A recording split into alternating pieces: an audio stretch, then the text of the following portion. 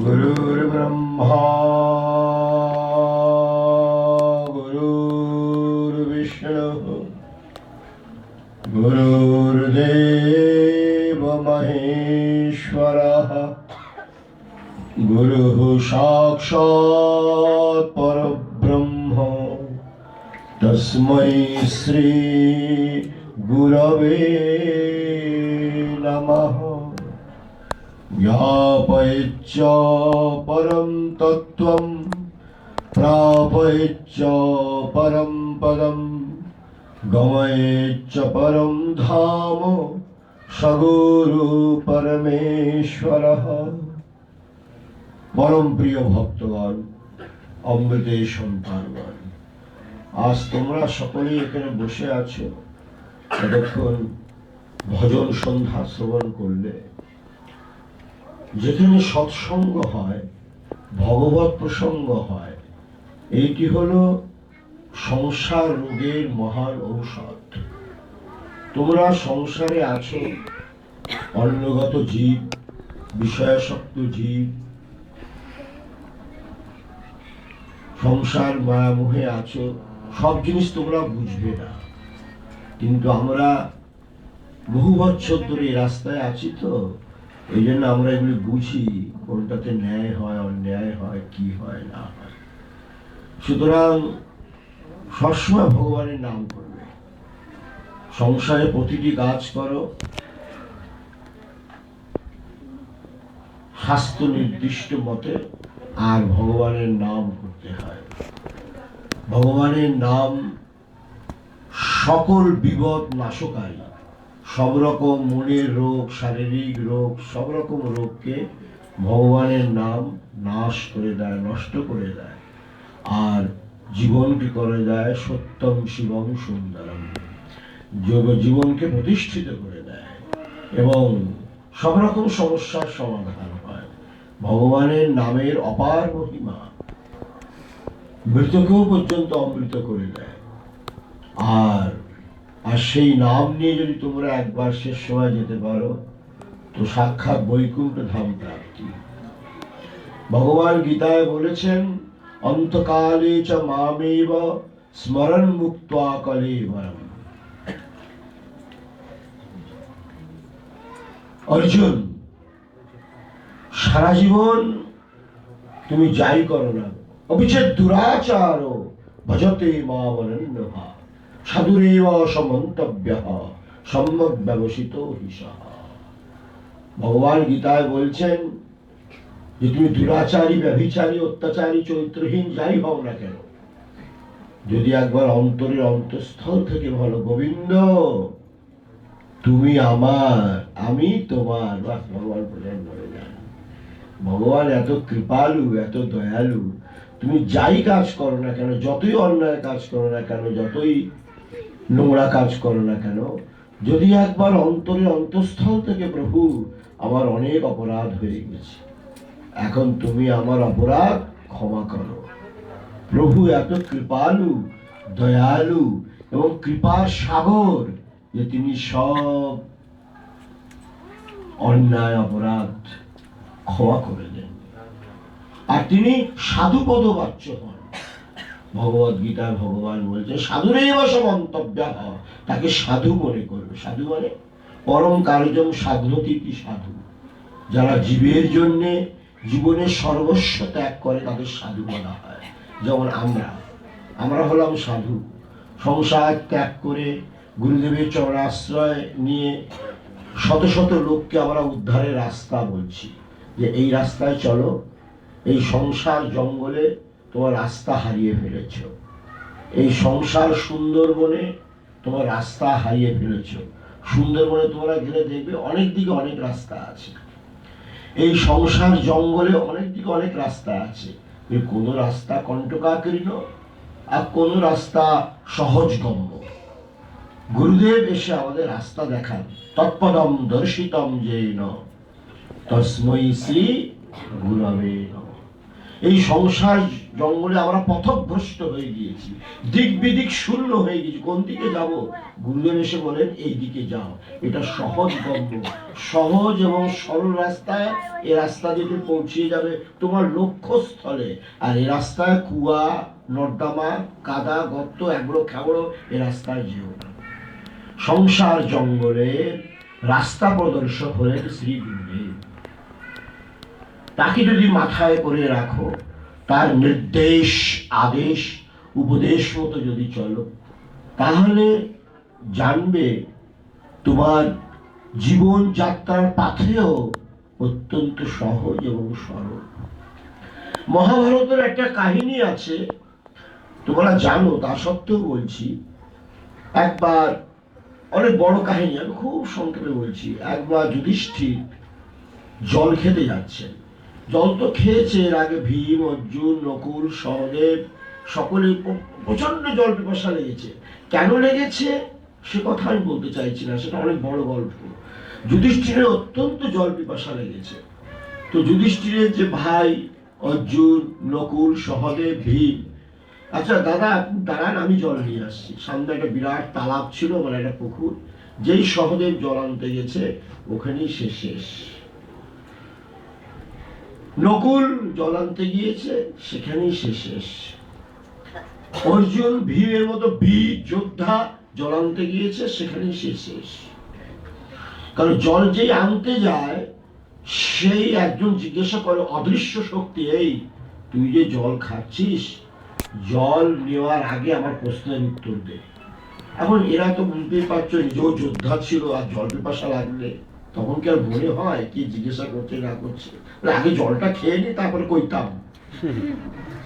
সুতরাং সে জল যেই খেতে গেছে সেই শেষ, কেউ প্রশ্নের উত্তর দিতে পারেনি। সে বিশাল প্রশ্ন সংক্ষেপে বলছে। পরে যুধিষ্ঠির দেখলো যে কোনো ভাই আর ফিরত আসছে না, ভীম আর অর্জুনের মতো শক্তিশালী। তো দেয়ার ইজ সামথিং, নিশ্চয়ই ইন দিস ম্যাটার, নিশ্চয়ই এখানে কোনো ব্যাপার আছে। যে যুধিষ্ঠির গিয়েছে, দেখছে এই চার ভাই ধরাশায়ী। তখন যুধিষ্ঠির যেই জল পান করতে গিয়েছে, যক্ষ বলছে, তিষ্ঠ, আমার কয়েকটি প্রশ্ন আছে। মানে অদৃশ্য শক্তি, কতগুলি প্রশ্ন আছে, এগুলো উত্তর দাও, তারপর জল খাও। তোমার চার ভাই আমার কোনো প্রশ্নের উত্তর দেয়নি, এই জন্য অর্জুনের মতো যোদ্ধা, ভীমের মতো যোদ্ধা সব ধরাশায়ী, আমার সামনে কেউ টিকতে পারেনি। তুমি যদি না উত্তর দাও, তোমারও শেষ হয়ে যেতে হবে। তখন যুধিষ্ঠির বলল, আর উপায় নেই। আচ্ছা বলো কি বলতে চাইছো? অনেক প্রশ্ন, আমি প্রসঙ্গবশত একটা বলছি। কহ পন্থা কাচ বার্তিকা মমেতান চতুরাল প্রশ্নাল কথয়িত্বা জলম পিব। এই সংসারের খবরটা কি? এই সংসারের লোকজন কেমন থাকে?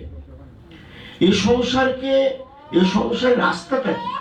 এই সংসার থেকে গোবিন্দকে কিরকম ভাবে পাওয়া যায়? গোবিন্দকে পাওয়ার জন্য কেউ কিছু কথা বলে, কেউ শঙ্করাচার্য একরকম কথা, নির্মলকালী একরকম কথা, চৈতন্য মহাপ্রভু একরকম, আচার্যরা এক রকম, আবার শাস্ত্র এক রকম, অনেক মত মতান্তর আমাদের হিন্দু ধর্ম শাস্ত্রে আছে। যত মত তত পথ, রামকৃষ্ণের ভাষায়।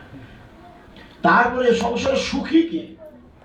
আমি তো দেখতে পাচ্ছি সবই দুঃখী এ সংসারে। নিজের বাবা মাকে শ্মশানে নিয়ে যাচ্ছে, হরিবোল জয়, হরিবোল হরিবোল, একদিন আমারও যেতে হবে। তা সত্ত্বেও এই মায়া মোহ কামনা বাসনা কেন ছাড়ে না জীবকে, কিরকম ভাবে বন্ধন করে রেখে দিয়েছে, ব্যাপারটা কি? এরকম অনেক প্রশ্ন।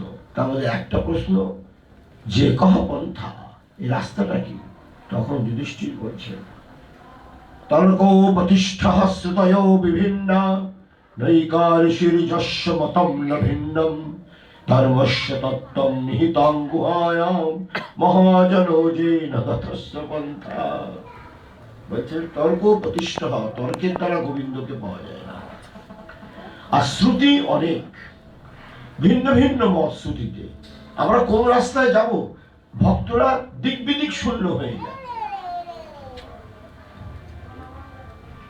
ধর্মের তত্ত্ব অত্যন্ত সূক্ষ্মাতি সূক্ষ্ম জগতে নিহিত। ধর্মের তত্ত্ব অত্যন্ত সূক্ষ্ম, এইগুলি ব্যাখ্যা করা যায় না। তাই মহাজন যে নগত, তোমার মহাজন বা তোমার গুরুদেব যে রাস্তায় তোমাকে যাওয়ার নির্দেশ আদেশ প্রদান করছেন, তুমি সে রাস্তায় যদি যাও তবেই গোবিন্দকে পাবে। এইটি হলো রাস্তা। তাছাড়া অনেক মত মতান্তর আমাদের আছে। শ্রী চৈতন্য মহাপ্রভু একরকম বলছেন, তো আমরা একরকম বলছি, আচার্য শঙ্কর একরকম বলছেন, বুদ্ধ আর একরকম বলেছেন। তারপর আমাদের মধ্যেও একটুখানি মানে বুঝতেই পারছো মানে কথা কাটাকাটি হয়, এটা স্বাভাবিক, কিন্তু সকলের লক্ষ্য কিন্তু একমাত্র প্রভু। তো মোটামুটি কথা হলো, শ্রী গুরুদেব যে নির্দেশ আদেশ আমাদের জন্য প্রদান করেন, আমাদের সে রাস্তাতেই যাওয়া উচিত। যদি সামনে কোনো বাধা বিঘ্ন থাকে তো সমস্ত বাধা বিঘ্ন কেটে যাবে আর জীবন আমাদের মঙ্গলময় হবে। এই জন্য আমাদের সকলকেই শ্রী গুরুদেবের নির্দেশ মতো চলতে হয়। তাতে যদি আমাদের অবাঞ্ছিত কিছু তিনি বলেন যে কাজটি আমাদের করণীয় নয়, সেটাও যদি তিনি বলেন সেটাও করতে হয়। যেমন একটা দৃষ্টান্ত অনেক আছে। এক সাধু বাবা ঠিক না, ব্রহ্মচারী, সে আছে সংসার জীবনে, তার অনেক সময় কেটে গেল, 50 বছর 55 বছর হয়ে গেল। একদিন হঠাৎ গুরুদেব বলছেন, এই তুই বিয়ে করে নে। হ্যাঁ, গুরুদেব 55 বছর বয়স হলো, এখন বিয়ে কি মারধর করার জন্য খাবো? এখন কি বিয়ে করে নাকি কেউ? বলে আমি বলছি তুই কর না। যেই শিষ্য বিয়ে করে নিল, 1 বছর পরে তার বউ মারা গেল।